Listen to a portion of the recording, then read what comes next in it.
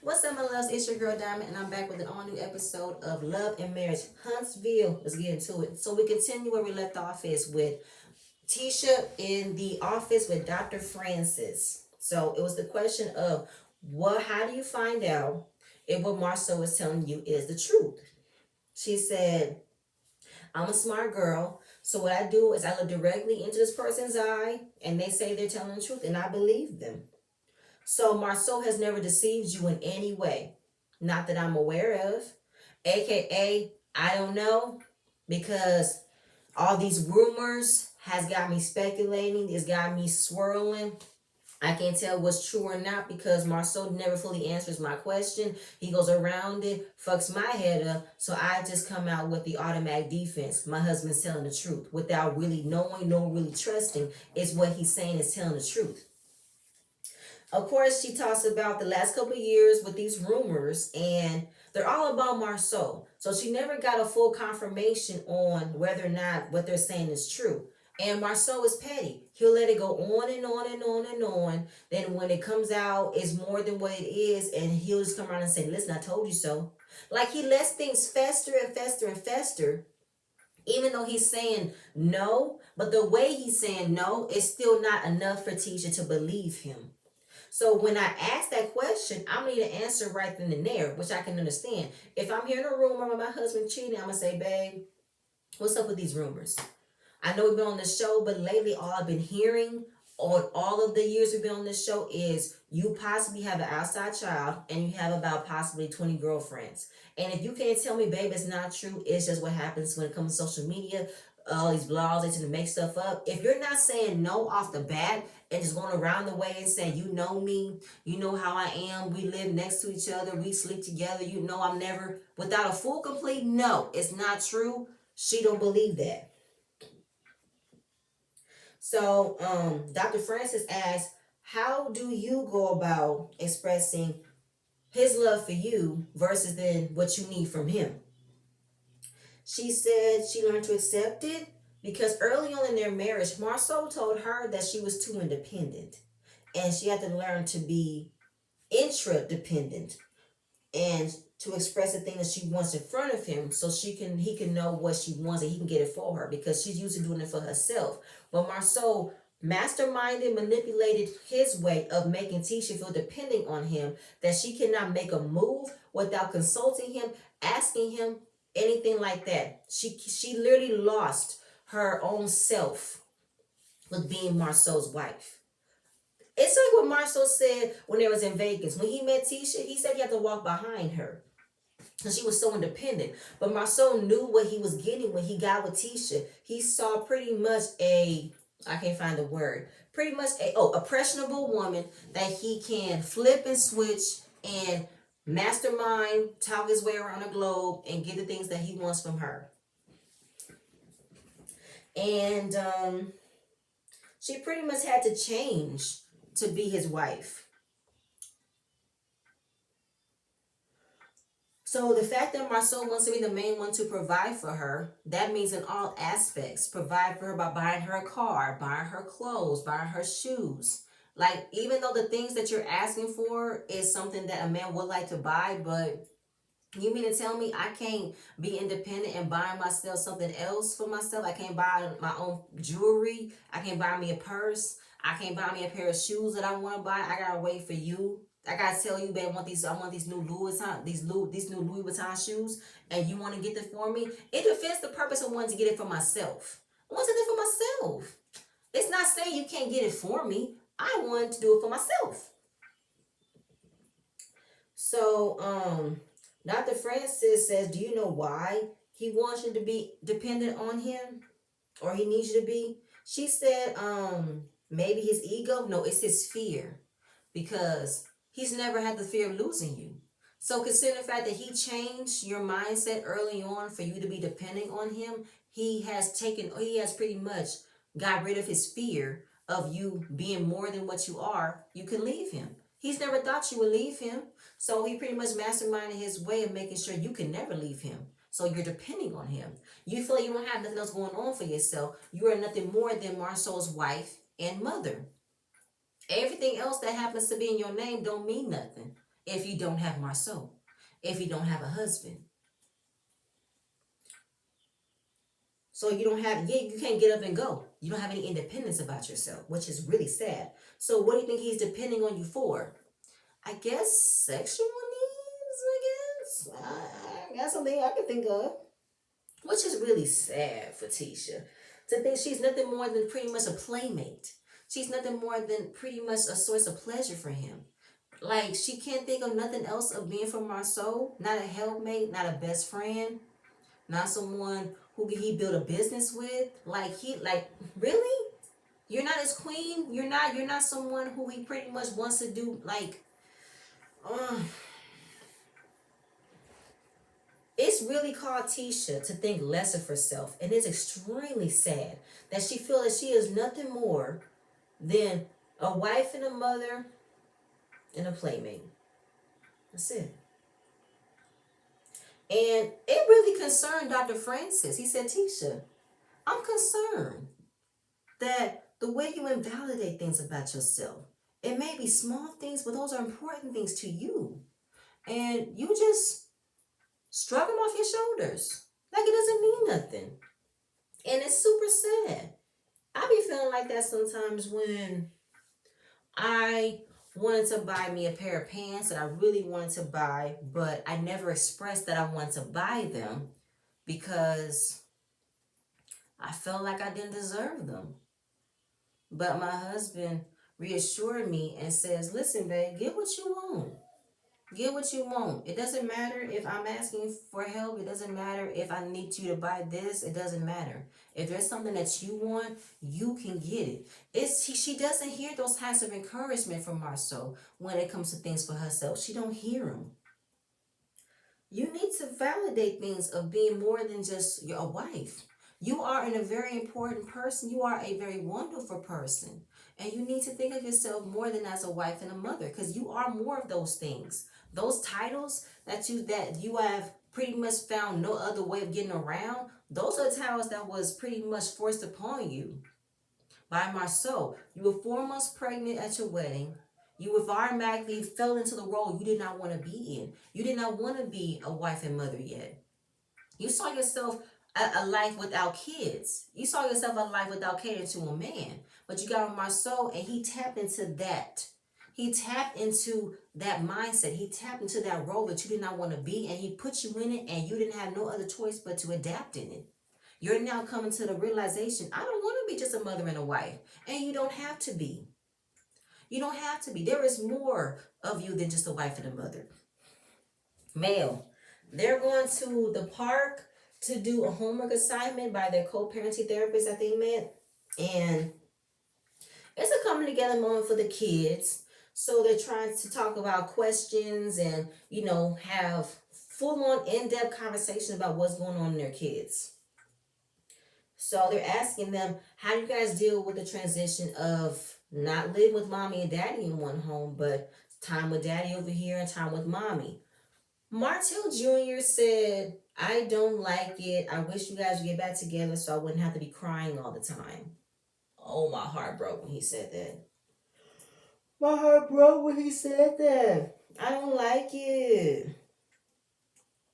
Like, I understand you guys don't want us to, we don't want you guys to cry, but we want you to understand this is the move that we have for us, and this is the move that we have to pretty much deal with. That's why we're talking about it. And I'm pretty sure you guys have friends in this situation, where some mommies and daddies are together, don't you? Mariah said no. She don't have any friends who are divorced. She don't have any friends with mommy and daddies aren't together. And with her hearing that, Martell and Mel look at each other, and her confessional, she says, divorce is hard for adults, but divorce is even harder for children. You don't realize how much is on the kids' minds a lot. And as much as me and Martell are trying to be there for the kids, we're not doing our jobs right. We need to make sure their mental and emotional state is good. We need to talk the talk and walk the walk at the same time. We got to really put our kids first, put an effort into talking with them a lot so we can see where their head's at. So her other daughter, Mariah picks up a card and asks any kind of question that she wants. So she asks, would you guys consider marrying again? Would I consider marrying someone else again? No, not at this time. I don't think I need to. I don't want to. Martell said whenever it comes down to that, we'll have a discussion. But they don't want a new stepmom or new stepdad. What about a bonus mom or bonus dad? Someone that you could, do fun things with mom and daddy don't want to. No, I don't want that. I want you guys to get together. I want you guys to be on the phone more, hang out more, conversate. You guys get back together because I want us to be all in a big happy family again. I know. I know. It was a really very sensitive conversation to have about this because these kids came from these kids came from a two-parent household, a loving home at that, and then it is now crushed in front of them. And they're definitely becoming of that age where they are going to be understanding, but also not understanding. It sucks. So, yeah. So, Mel saying, but do you guys think mommy is happier then or happier now? The kids don't want her to be upset because they don't want to hear fussing, but that's what Mel wants them to understand, Like, I understand you want us to be a family, but I don't think we're going to ever be a family again. And the fact that mommy is a way more happier than she is now than she was back then.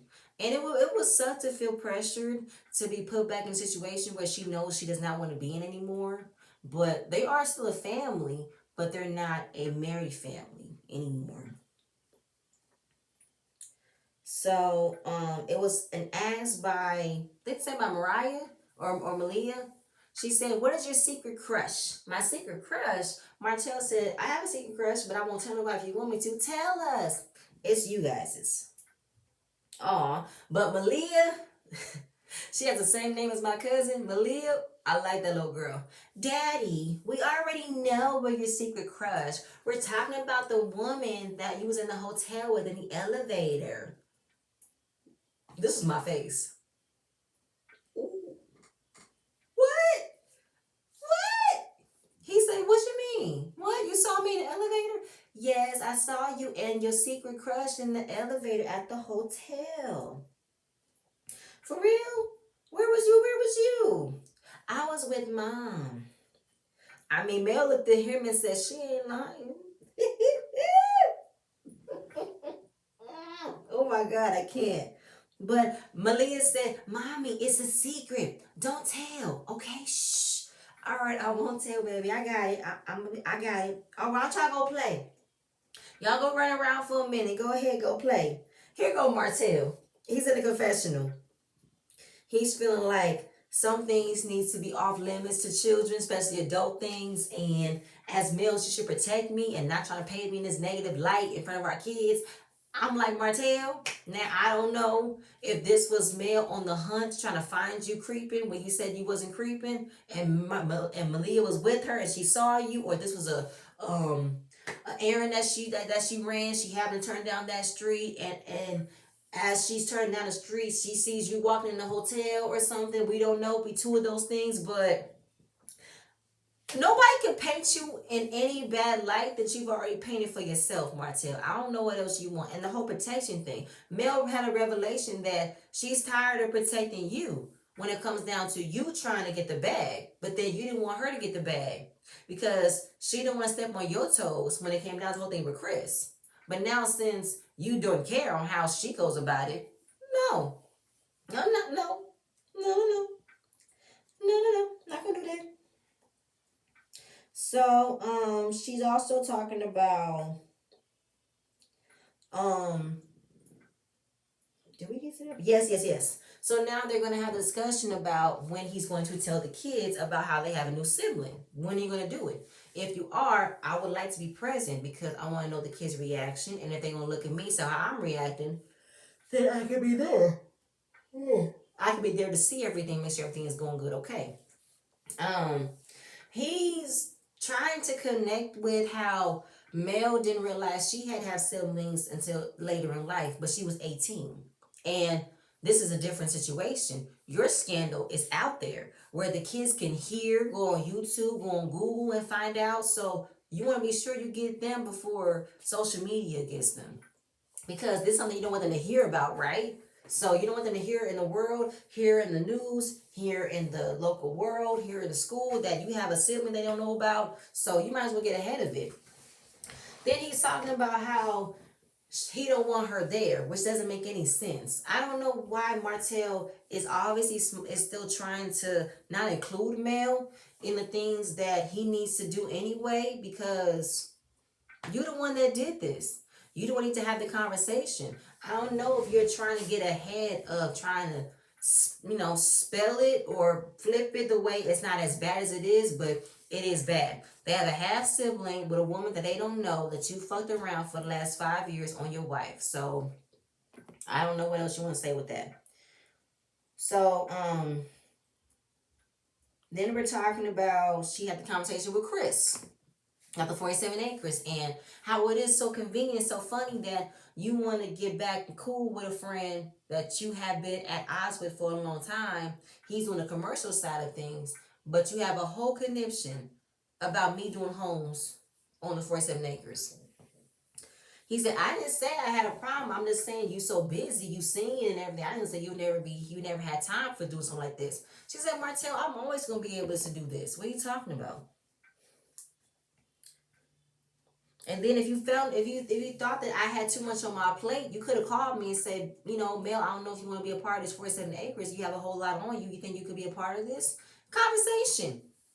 And then, of course, she has the home builder's license. This was her career before she got into singing, Martell. Did you forget? And he keeps on talking about the construction of the homes, how she never built the homes. He's continuously trying to use his manly muscles of him doing the labor of the work while she was pretty much being the head of everything. She handled the projects. She spoke to the clients. She handled all of the maintenance. Everything was on time. She did her part.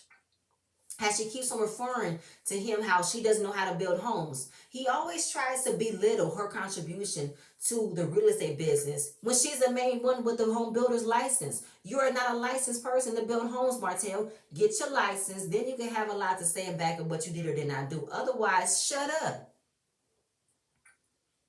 But they don't want to go back and forth with this again, so they end it right then and there. I'm glad. Moving on. Tisha, she goes over to the office to talk about Scott Manor because there's been some updates. Apparently, Uncle Mike has done some work, but not all of it. He's pretty much barely put up a frame or barely laid some concrete or something. He barely put a driveway in. Work that's still not completed. So, he pretty much, no, not there yet. It's still not enough. So, he found another architect and he wants $200,000 to scrap what Uncle Mike has done and start over. Start over. Completely start over, which makes the process of Scott Manor be completed even longer. So even though he initially fired Uncle Mike, his principal for his company called him and said, okay, we want to work with you again. How about we do this? So I don't know why Marceau is going the cheap route of getting Scott Manor, because this is a long ass process that shouldn't take this long. I'm still not understanding why Marceau wants to take an easy route, go for a family route, when family is practically milking him out of money that I believe he's probably struggling to keep up with against him. I understand your uncle has a construction firm and everything, but if he is not up to par for doing this job, you're going to have to come out of pocket and pay someone else to do this. But you don't want to. I don't know why. I don't know why. When you have the ability to do so, okay, Marceau. Okay, you want to save that money for something else. Okay. So, basically, another part of him being stressed out. More work, more conversation. Something else is going to put him down for more being depressed. So, they're talking about the Destiny Race. It's their second annual Destiny Race that they pretty much, create to promote small business, sponsorships, and for people leaning towards their goal, which I like. I like that a lot. So, She's looking for, sponsoring, vendoring, and volunteers. She sent a group text and she only heard back from Destiny and Mel. I had to think, who else didn't respond back? Oh, Kimmy. Kimmy Tiffany did not respond back, but mainly Kimmy did not respond back. That was really interesting. So, with all the projects coming together, he's feeling more disconnected. She's feeling more disconnected. They're not connected. And even though he is talking about himself, she's trying to make sure he remembers, I'm disconnected too from you, and everything's all coming at one time. Because in 2020, they were talking about the hotel. They got the 2 restaurants. They got Black. They got all these businesses that was coming up. But 2020, year shut down. He's in the house with the kids. Everything's all falling on his shoulders. He can't handle it all. And then, she said, I was handling a lot too. You know what I'm saying? I was dealing with a lot. She was going through school, getting her master's, also dealing with the kids in their schools, dealing with housework, dealing with you. Like, I can't help, like, I don't like it where he feels like everything is literally riding on his shoulders, but it's really not. I feel like you have the easiest job. You wake up and go while Tisha is handling everything. She's handling everything on her own. So, like how since he held it in how he felt, she held it in how she felt, they never had a conversation. But the fact that they're having this type of conversation now is good, but it's shifted to how he's dealing with things. He said he don't have a bad day that lasts the whole day. He gets over and moves on. But she don't know that because you guys don't communicate. So she talks about Dr. Francis and how it made her think that I want to be more than a mother and a wife. I'm also a woman who has dreams and goals. And I feel like I shouldn't stop myself into achieving them. Marceau says a part of that's true, a part of that's not true. What's not true, Marceau? That Tisha can be more than a wife. She can go out to be a woman who wants to be. She can go out and be the woman she wants to be. She can achieve her goals. She can. Obviously, she can. But he goes on and say the main things more than once.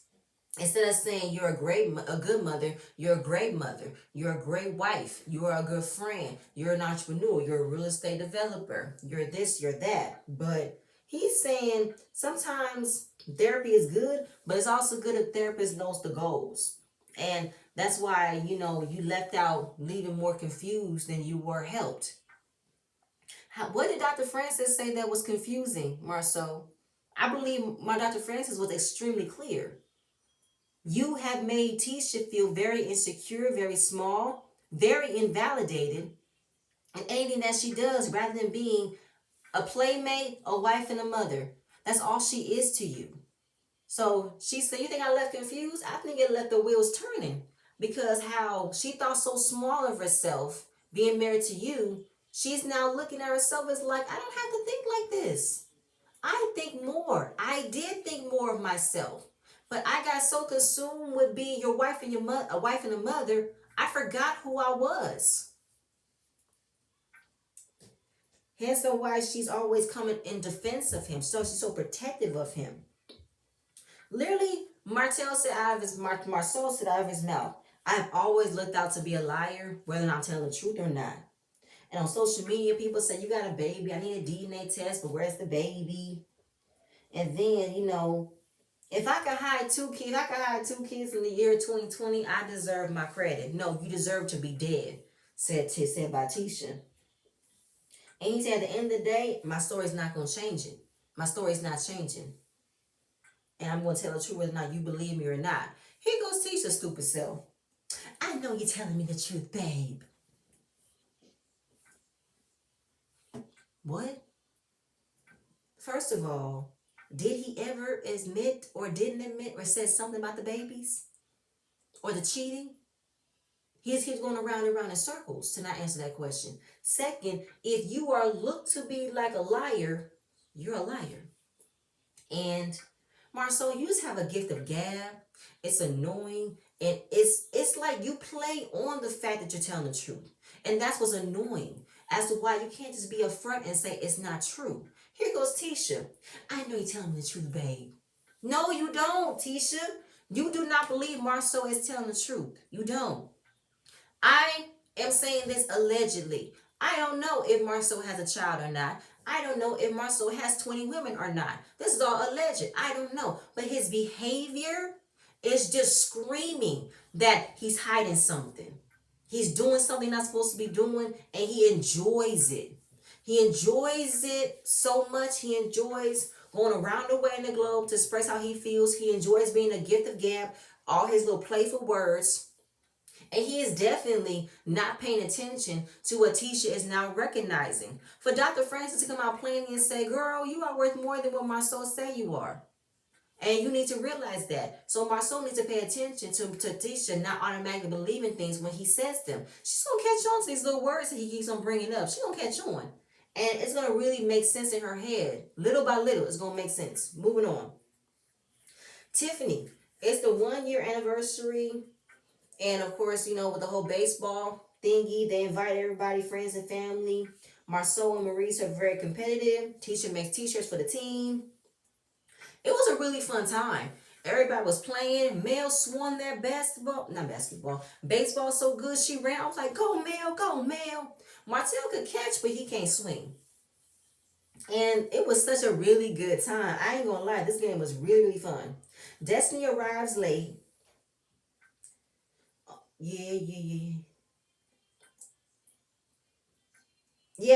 So Destiny arrives late. But of course she said, listen, I know I'm late, but this is me coming here to celebrate another couple so that way I can know what to do for my next ex-husband. Moving on. So they're talking about the race, the Destiny race. Destiny believes it's about her, how the Scots are so obsessed with her. You sure it's the other way around, Destiny? Because you keep on bringing up the Scots every time they mention your name. Either way, moving on. So everybody's inside. Yeah. So, after the whole Destiny believes that the race is about her, Tiffany said it's all about Martell. And Destiny's like, boom, boom, shots fired. Marie said to Destiny, let her have it. It's her anniversary because Martell is definitely looking seething over there. Like he's about to say something really mean back. But Mel chimed in and said, pay him no mind. I think he's in his feelings because this could have been the week of her anniversary or something like that, same day or not, because we would have been married 13 years. So I believe this is still a sensitive subject for him right now. This is still a sensitive area of being around, you know, another anniversary, another couple, this and that. So, Kimmy said the first few years after a divorce is tough, or the first years after marriage is tough, something like that. But, Martell is tired of people saying sorry, feeling sorry for him, going back and forth, being condescending, and he is so tired of everybody believing Mel's story. How Mel's story is all facts, but it's not. Nigga. Martell, I don't know what else to say. I'm just like, I'm done. I'm done explaining myself with this. So, he said, at the end of the day, I divorced her. Here go Destiny. No, you did not. No, you did not. No. I know. And she's like, I'm sorry? What you mean?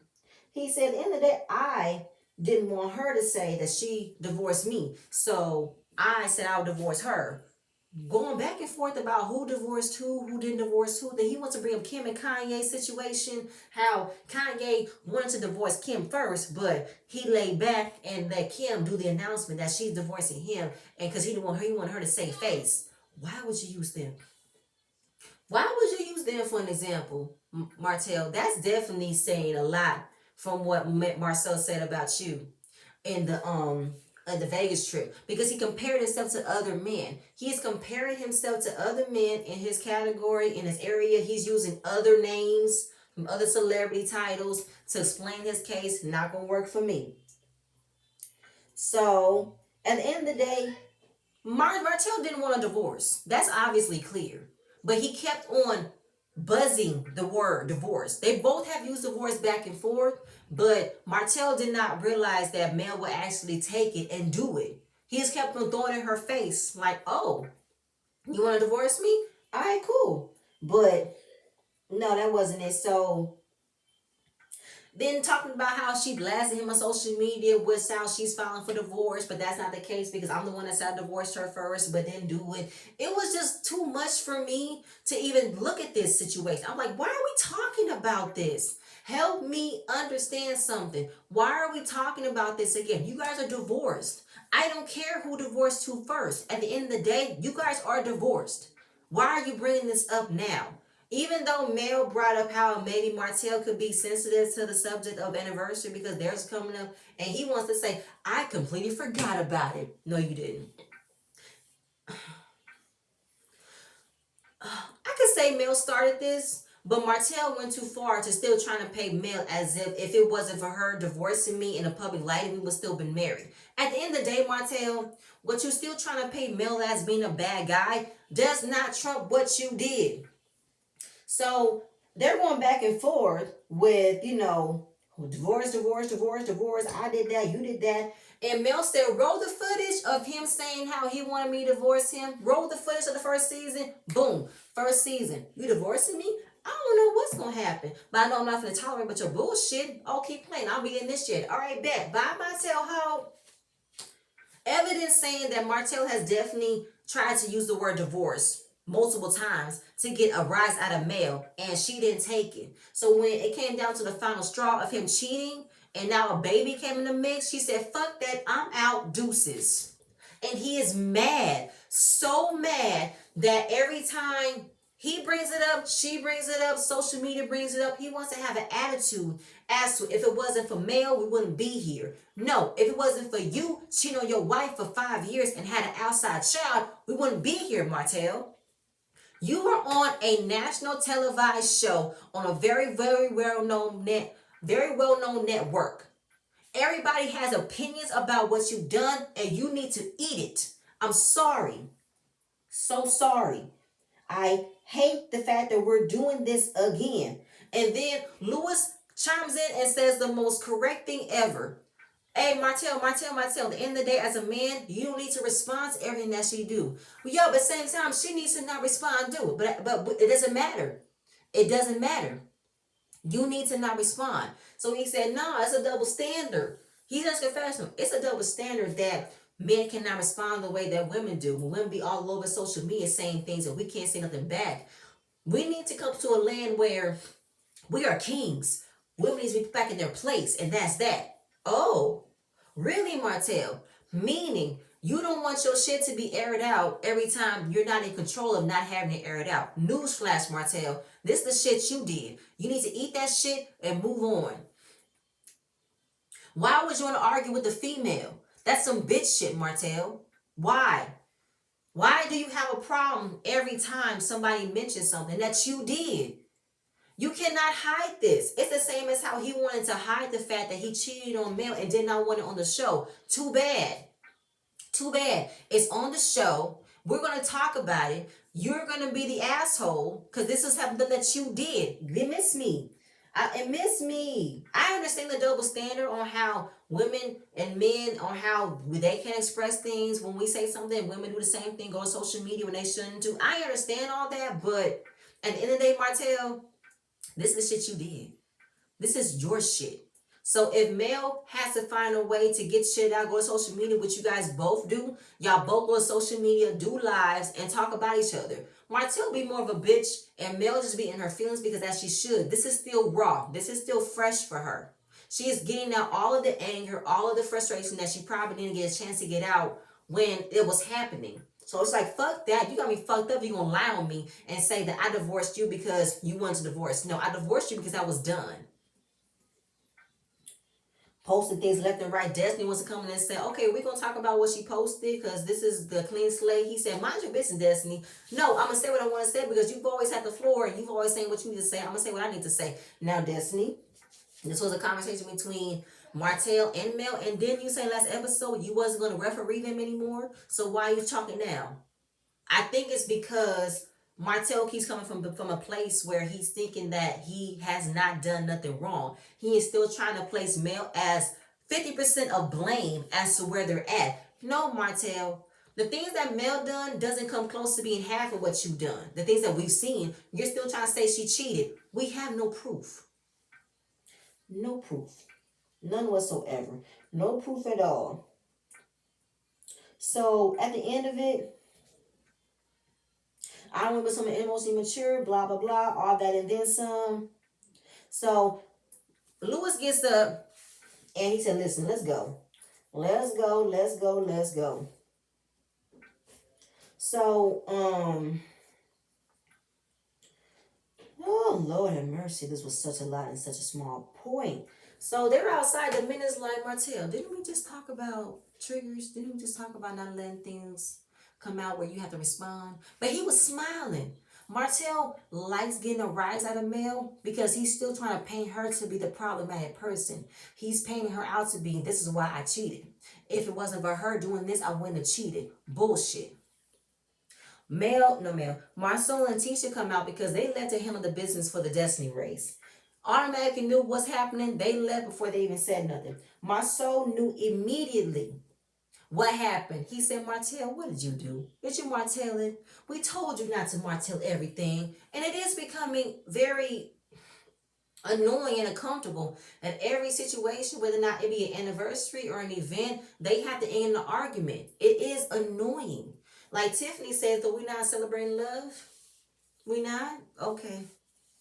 And maybe they need to come to a point where they don't need to be around each other. But this is still a freshly divorced. They're on a season show where we got to talk about certain things. They have to get footage. So it is becoming annoying that every time we come in with a happy moment, a happy space, a happy feeling, it turns down to shit. So Destiny is telling Mel, you need to realize is when I learned my triggers, I had to learn to walk away so I don't get triggered. I had to learn to, deal with it and let it roll off my shoulders. Mel is not in that mind space yet because she is still feeling from it. She is still, going through this very raw, very fresh. And so what I'm supposed to do is walk away, let it rock up his shoulders. Don't let it affect you and get you out of character like it did now. So at the end of the day, that conversation was pretty much ended with, y'all need to just go ahead and not be around each other as much. And y'all need to come up with ways of having a civil conversation and not going at each other. The same thing that's been said this entire season. Next, we're talking about the race and how Tisha only got information, only got yeses from Mel and Destiny. She did not hear a message from Kimmy. But Kimmy said, I actually volunteered on your site. You didn't see that. But Kimmy didn't like being in the group message. I was like, oh, okay. So, because she said, since I already knew I was going to support you, I did not like being in that group message. It didn't make any sense to me, but Kimmy said in her confessional, when I got the group message, it was pretty much her asking me and Maurice for a check, and that solidified where we're at in our relationship at this point. Okay. So you felt the way about her asking for money in that text, but yet you did not call her and say, hey, I got your text about the sponsorship, but I felt like you asking for a check. What did you mean by that? Like a conversation wasn't had from Kimmy, and Kimmy is like, well, you didn't call me, so I didn't know how you felt. But Tisha, you didn't call me. I'm like, okay, points for Tisha, because Kim, if you felt the way about the text message, why didn't you call her? And the way you explained it, that could have been a simple conversation that you had to explain, but you just kept on saying, I did not want to be sent in a group message. Kimmy also went on to say, that's not how you usually do it. You usually call me and tell me about it. Even though I'm going to support you, you still call me. But then, Tisha, I stopped calling you. I realized that you don't call me as much as I think you do, and I stopped calling you. I realized that once I stopped calling you. But Kimmy says she's not a big caller, but she's used to you calling her, but it still doesn't erase, it still doesn't answer the question, Kimmy. Why didn't you call Tisha if you felt the way about the message? Because it still doesn't make any sense how you felt this strongly about a message. To me, it don't. So, Kimmy said it's not an issue until you made the issue. It's not a problem until it became a problem. Because she feels like whenever Tisha gets to a point where she has a problem with Kimmy, she'll stop doing things she normally do. She'll go about it a different way. But Tisha said, I didn't think what I did was that wrong. I just figured why kill two birds with one stone than to text everybody else about, the event, because I know you guys have different businesses. So why not just come out with a sponsorship invite, a sponsorship, this and that. So she didn't think nothing wrong about it, but Kimmy do. But Kimmy is not really taking accountability of how she did not handle this the right way, because she's putting Tisha in the forefront of not understanding where Kimmy's coming from with the whole, that's not how you did it. It's not how you did it. Okay. So then Tisha comes out and say, are you a good planner? What do you mean? I hear you've been planning something, haven't invited me, so I just wonder if you're a good planner. Where did that come from? First, we're talking about how Kimmy is not communicative. Even though Kimmy is an avid communicator, she is not communicating with Tisha about how she felt about a text message. You're bringing up an event that Kimmy might plan, might not have planned, and hasn't invited you, but yet she's asking you, what event? What event? What event, so I can understand, we can talk about it. I don't know, I just threw it out there. Why throw out that I did something without explaining why you said why say I did it? Why say it then? Why bring it up?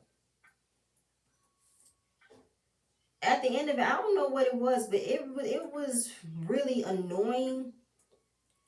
And said, okay, so was there an event that Kimmy did that you didn't know about? I don't know, I'm asking her. But then in the midst of Mel and Destiny trying to get Tisha to also admit to, what do you mean by, did she not invite you? What was the event? Was it important to you? She said, I don't know, I'm talking to Kimmy. Okay. But then it still is like, okay, well, Kimmy said Tisha, okay, what event are you talking about? So we can talk about it and address it. She said, I don't know. Is there something that you haven't done that we don't know? I don't know. Like, come on, what are you talking about? What are you talking about? I just want to know, was it important to you? Was it important to me? So then Tiffany said, maybe it was important to you and not important to her. I do, but again, I'm talking to Kimmy. What? Tiffany. I was with Tiffany. She said, Tisha called this. Tisha's not making any sense. Tisha called out Kimmy for doing something, but yet she's telling us to mind our own business. You called her out in front of us in the group.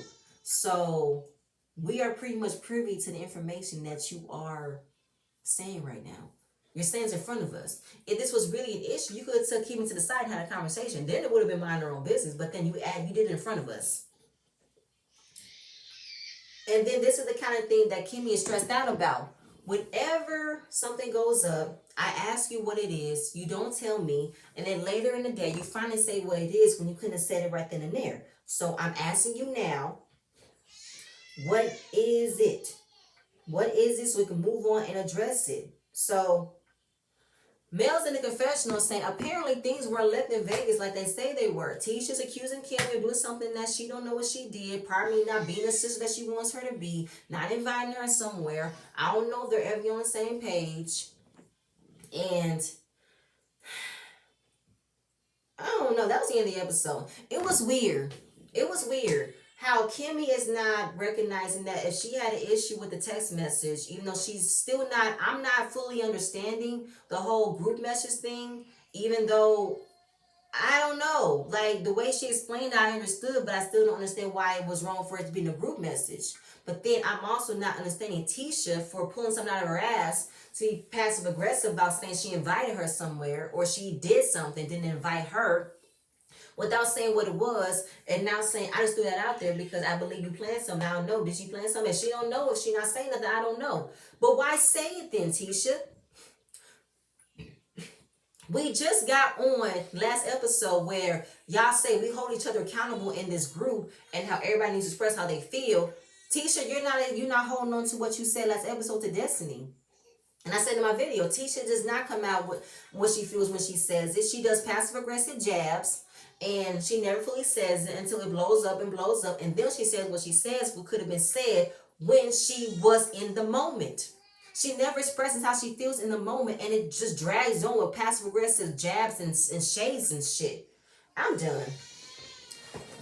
Next episode gonna be a mess. We got all of the mamas in the building. Miss Wanda, Mel's mom, and Martell's mom. I cannot wait. Because we're going to talk about what Miss Wanda said, and I'm here for it. But please stay tuned for my next video, guys. I'm going to see you guys later. Bye.